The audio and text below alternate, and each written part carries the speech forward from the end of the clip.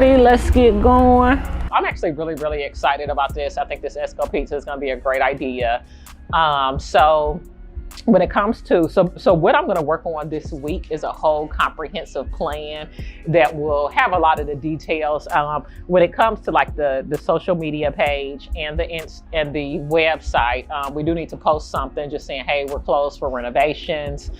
We'll be rebranding, as Esco Pizza. I'm gonna have him do the logo. And once we get the logo, we can kind of start putting it up and, showing people, what's to come. Staff-wise, we've kind of already talked about that. The next part of it is going to be more so, in which I kind of want to handle this myself, because I feel like I've wasted a lot of money in the past by not being involved as much when it comes to like the construction and stuff like that, because that's really kind of more of my, forte. So I'm going to handle, there just may be sometimes I may need y'all some help with y'all, like letting contractors in or stuff like that for estimates. But that's going to be the next part. I'm going to walk the facility, probably with the both of you guys, maybe next week. Just so we can kind of like get some ideas and stuff, because like even with like the seating, I want to change like some of the seating around and stuff like that. And I do want to bring down that wall that separates the two sections and just have one big whole, open place. I think we'll be able to attract better promoters too by having that, because, some of your big promoters, when you look at, now the left side is fine as far as like the number of sections, but on the right side, you only have 4, you know what I mean, 4 to possible, and if I'm a big promoter, that's not as attractive to me. But if I go somewhere and damn, I got 15 sections I can sell, you know what I'm saying, and that's going to be better. So we'll do that next week. But for now, all we need to do is just put something on Instagram, just saying that we're closed for renovations. We don't have to put anything else. We can announce, Esco Pizza and stuff like that after we kind of get a few more things rolling. How do y'all plan on utilizing him? And pray for, maybe a week or whatever, and get a true understanding of numbers and all of that, as far as, because he's already doing a bar report for members, but just a true bar manager and ordering, because his orders it's totally different. And yeah, definitely. So I want him to get a feel for the more restaurant side of things, and just like I said, take maybe just even not even a full week, just a couple of days to kind of walk through, get an idea for inventory. Okay. Now, how is he as far as discipline, writing people up, telling people, when he sees them doing things that they aren't supposed to be doing, correcting them on site? He's good with it. The things I've had was he's been second guessing himself because he wasn't really sure of the role he was in. And so like when I first got back and told him like, you are in the GM role, you need to correct this, he took off. And I think he was kind of, just kind of in limbo, not knowing, do I even have, the authority to. I haven't had a chance to meet him, which is perfectly fine with me. But just tell me a little bit about what you guys liked about him and what made y'all hire him. The beauty industry is a $531 billion industry, and it just continues to grow. This is a recession-proof industry. People are always going to need to get these services done. People care what they look like, especially we're in a entrepreneur-driven society. And that's why this salon suite model always wins. If you can put it into a populated area, a decent sized metropolitan city where individuals need to have beauty services done, you're gonna win. And so essentially what you do is you lease or buy a building. I tell people that work with me, that take my course, as well as that franchise with me, you want to get a building that's at least 3,000 square feet.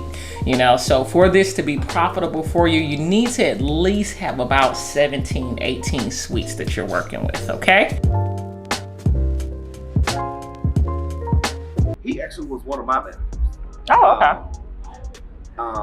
Back to Friday. Okay. So he was one of the GMs that I worked under. I like managers coming from corporate places because systems, you know what I mean? And most of the time, zero tolerance, you know what I'm saying? So back to members only. So what are some of the employees over there that, you think are salvageable? Well, I mean, my main thing, I think the small, because we got a small circle, maybe like 6 of them. So I really feel like most of them are salvageable, but I don't think scheduling is going to work for them. Oh, okay.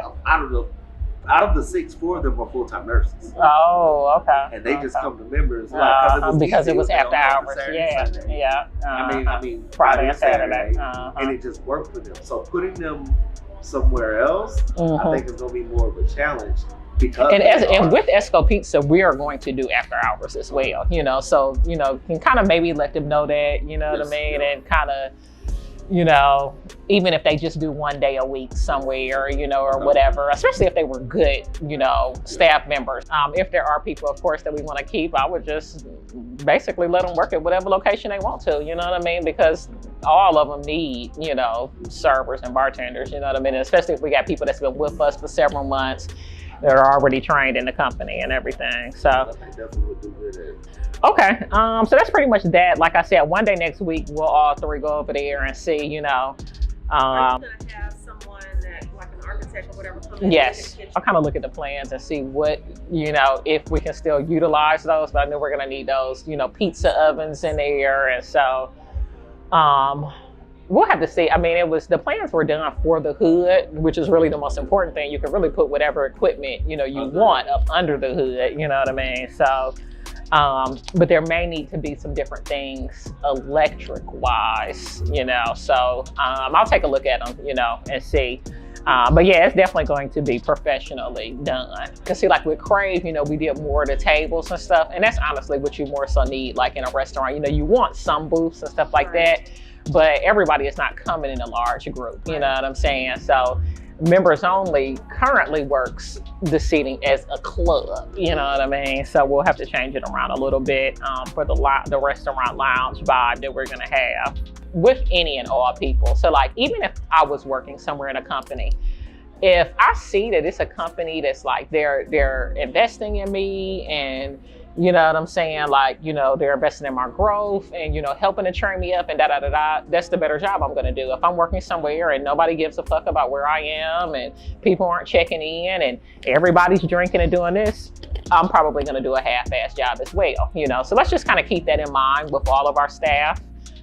Still no excuse for them not to be doing what they aren't supposed to be doing, but that's just how it is. It's like when you go over somebody's house and it's dirty and nasty, you know, and something drop on the floor, you may not pick it up, you know what I mean? But when it's nice and clean and all of that, you know, you're gonna act a different way. So what is it that you enjoy about working in a salon suite versus a salon? I like the fact that it's mine. I have control of my hours. I have control of the money I make. I only have to deal with myself and my client and nobody else. And it just gives me that freedom that I look for with having my own business. And it's less overhead. Less overhead, man. I know that's right.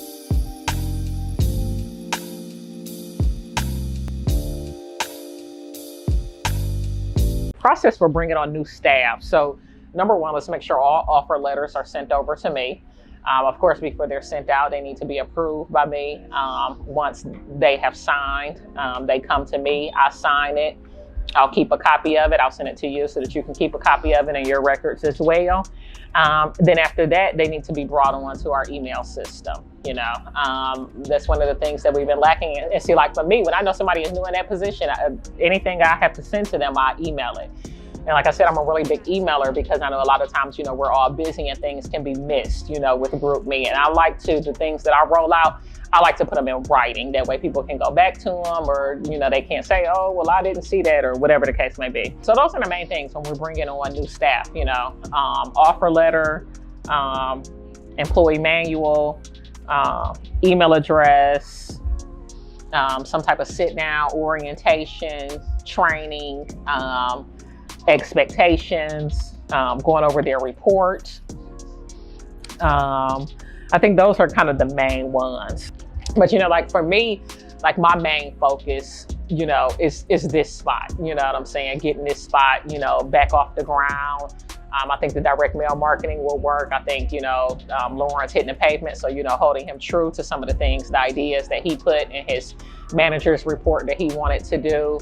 I'm actually excited about Lawrence being over here because I think he brings a level of experience to the table.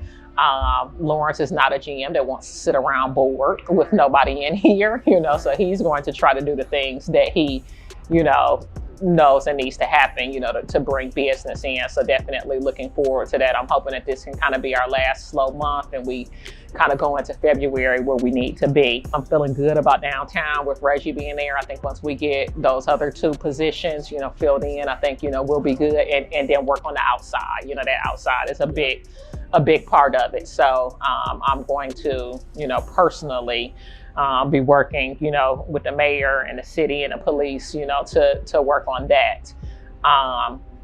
Crave, I think Crave is a spot that Chris will be able to have some immediate effect on with, little hosts and stuff like that. You know what I'm saying? Bringing some promoters that are not trying to charge at the door, etc. Crave has been really slow. Just, the month of December, and then especially, with us closing early and stuff, for various holidays.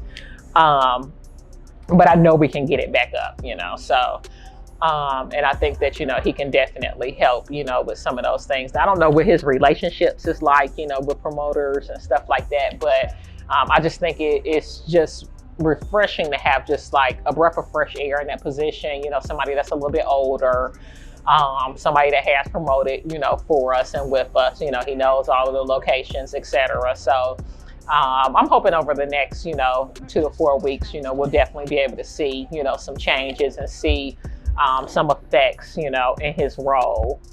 South, I think South is, the sales are going to gradually start, coming up, especially once, tax returns, start getting out and stuff like that. So definitely really good that we were able to bring P. Brown back. Of course, we immediately saw the effect of that last Wednesday. What else was that the last thing that was on that list, Kim? Other than, he said, touch up the bathrooms with paint. Yes, so this week I want us to focus on our restrooms at all of the facilities.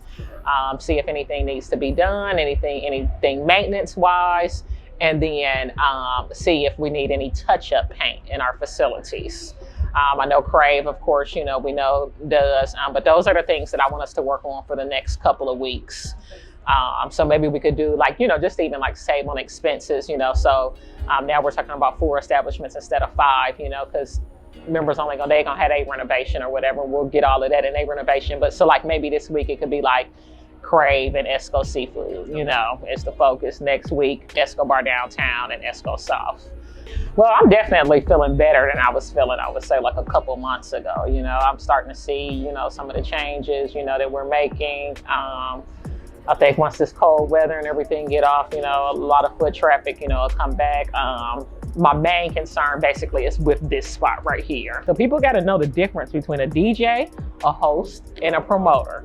A host is there. A host increases what you already have going on, you know what I mean, and adds some entertainment to it, you know what I'm saying? But, we got to have some people in there for Carrie to do that. I think that she would be a great host for karaoke because, she's engaging and stuff like that.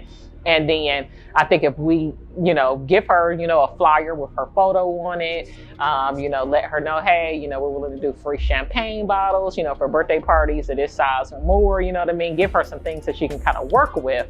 I think that she can, have people, start coming in for that. So, all right, well, we'll see. I'm be on Instagram and looking at a bunch of stuff, later on to see what we could possibly, some new promoters and stuff we can drum up. I'll start sending them to Chris and kind of go from there, and hopefully he'll hit it hard and be talking to people and all that stuff, and we'll just kind of see.